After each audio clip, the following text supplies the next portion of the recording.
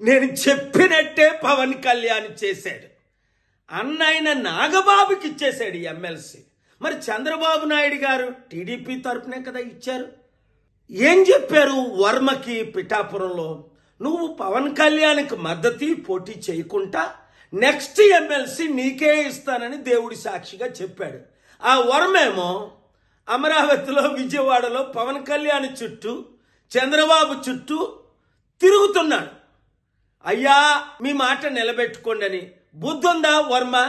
వాళ్ళ మాట నిలబెట్టుకోరని అప్పుడే చెప్పాను కదా. మరి ఈ మధ్యని పిఠాపురం మాజీ వైసీపీ ఎమ్మెల్యే దొరబాబు ఎవరో అట మళ్ళీ జనసేనలో చేరాడు. ఒరే నాకు అర్థం అవ్వట్లేదు, అసలు మీకు బుద్ధి బుర్ర ఉందా? 2008లో ఇదే పవన్ కళ్యాణ్ చిరంజీవి ప్రజారాజ్యం పార్టీ పెట్టి 100 కోట్లు 1000 కోట్లు కలెక్ట్ చేశారని మనం అందరం విన్నాం. కొంతమంది సూసైడ్ కూడా చేసుకున్నారు.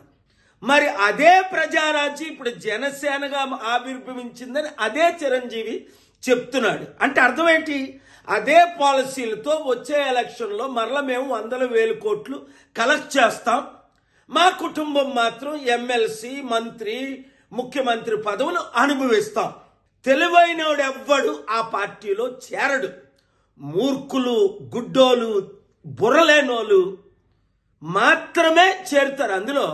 ఇంకా జనసేన కానీ టీడీపీ కానీ మన లైఫ్లో గెలుస్తుందా? 9 నెలలకే చాప్టర్ క్లోజ్. మొత్తం అంతా అవినీతి, అన్ని ఫెయిల్ అయిపోయారు అని స్పష్టంగా కనబడుతుంది కదా. వచ్చేది కేవలం ప్రజాశాంతి పార్టీయే, బడుగు బలహీన వర్గాల పార్టీయే. మన బీసీ, ఎస్సీ, ఎస్టీలు అందరూ ఇప్పుడు ఎందుకు కమిటీల్లో చేరిపోతున్నారు? ఐఏఎస్, ఐపీఎస్లు మొదలుకొని మాజీ ఎమ్మెల్యే, మినిస్టర్ల వరకు.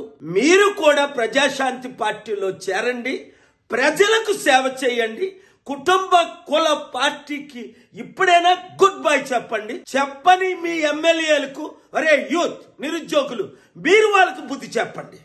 ఈ వీడియో సత్యమైనది గనుక అందరికీ షేర్ చేయండి.